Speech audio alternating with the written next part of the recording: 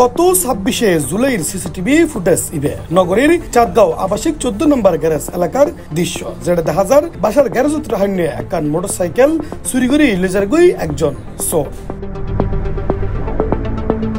তবে যেই মোটরসাইকেল চুরি করে লেজার গই সে এলাকার চিহ্নিত চোর বলে দাবি উক্ত ভুক্তভোগী বাইক মালিকর।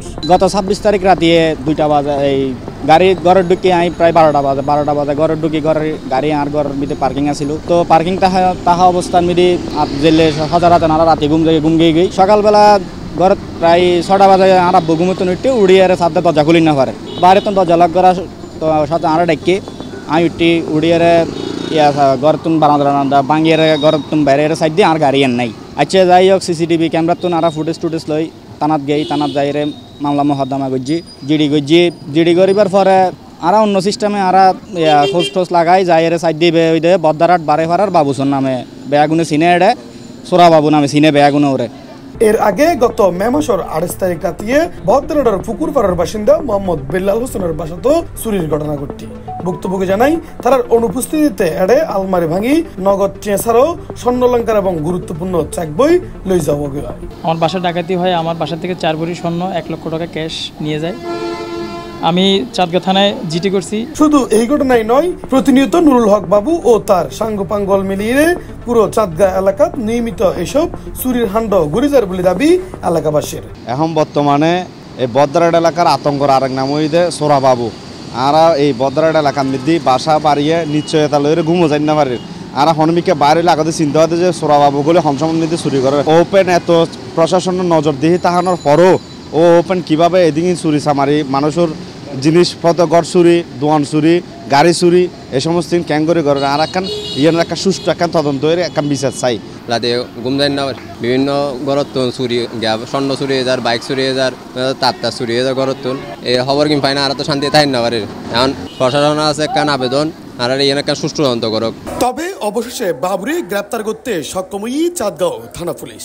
৪ আগস্ট পুলিশের বিশেষ আভিযানিক দল অভিযান চালাইয়ে চাঁদগাঁও শমশের ফারাত্তন তারে গ্রেপ্তার করা হয়। এ বিষয়ে চাঁদগাঁও থানার অফিসার ইনচার্জ মুঠোফোনে সিপ্লাজরা জানাই, তাকে গ্রেপ্তারের জন্য আমাদের চাঁদগাঁও থানা পুলিশ মাধ্যমে অভিযান পরিচালনা করিয়া শমশেরপাড়া এলাকা হইতে রাত্র ৮ ঘটিকার সময় তাকে গ্রেপ্তার করিয়া আমাদের হেফাজতে নেই। তার বিরুদ্ধে বিভিন্ন থানায় একাধিক মামলা রয়েছে। তাকে যথাযথ প্রক্রিয়ায় আইনগত ভিত্তিতে বিজ্ঞ আদালতে প্রেরণ করা হইবে।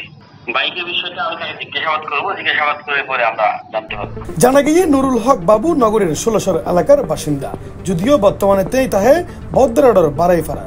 তার বিরুদ্ধে চাঁদগাঁও থানা সহ নগরীর বিভিন্ন থানার চুরি চিন্তাই সহ একাধিক মামলা আছে। এর আগে গত বছরের ফেব্রুয়ারিতে চাঁদগাঁও আবাসিক এলাকার উগ্র বাসার গ্রিল হাড়ি নগদ ২২ লক্ষ টাকা এবং ১৯ ভরি স্বর্ণ ও আইফোন চুরির ঘটনায় বাবুরে গ্রেপ্তার করে চাঁদগাঁও থানা পুলিশ। কিন্তু জেলাতুন জামিনে বাইরে আবারও একই চুরি চিন্তায়ের ঘটনা ঘটাতে থাকে এই বাবু।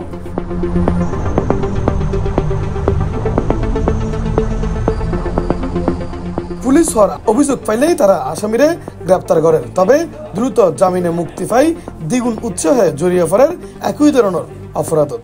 হ্যাঁ, নুরুল হক বাবু, এটা আমরা পিসিপিআর পাইছি, তার নামে একাধিক মামলা আছে। আমরা কিছুদিন পূর্বে তাকে একবার গ্রেপ্তার করে বিজ্ঞ আদালতে প্রেরণ করেছিলাম। আদালত থেকে পরবর্তীতে আবার জামিনে আসছে। আমাদের কাছে আসামিকে বিজ্ঞ আদালতে সুপর্দ করা, আমরা দেখেন একটা অপরাধীর পিছনে দীর্ঘ সময় লেগে থাকি। এটা সন্ত্রাসী অপরাধী চাঁদাবাজকে দীর্ঘ সময় পরিশ্রম করে আমরা আসামিকে গ্রেপ্তার করি, সে আসামিটা বিজ্ঞ আদালতে প্রেরণ করে। জামিনের বিষয়টা হচ্ছে বিজ্ঞ আদালতের এখতিয়ার, সেটা আমরা কিছু এই বিষয়ে বলতে পারবো না। এই ধরনের অপরাধ প্রমাণিত হলে তার কঠোর শাস্তির দাবি জানিয়ে সাধারণ মানুষ যেন জামিনে বেরিয়ে আবারও এইসব অপরাধ গরিব না পারে সে ব্যবস্থায় গ্রহণ উচিত বলে মনে করেন তারা। ইফতেখার নোটিশন C+ চট্টগ্রাম।